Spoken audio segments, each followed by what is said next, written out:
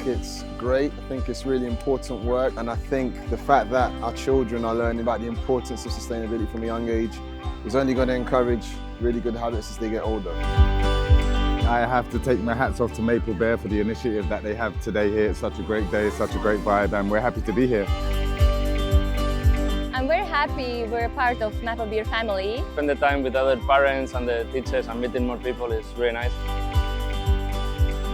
It's a great initiative. Definitely it leads the children on a very good manners. Our daughter, she keeps saying that we need to remove the garbage from the floor, not to make the fish have a stomachache. So it's a great feeling every time she says this. Hands up, thumbs up, it's really great.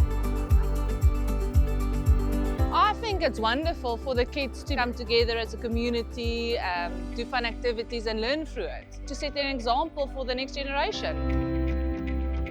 So we're lucky we live in a country where the beaches are clean, and this isn't necessarily per se about cleaning the beaches, but about teaching the children that when we leave, we should aim to leave the place better than when we came.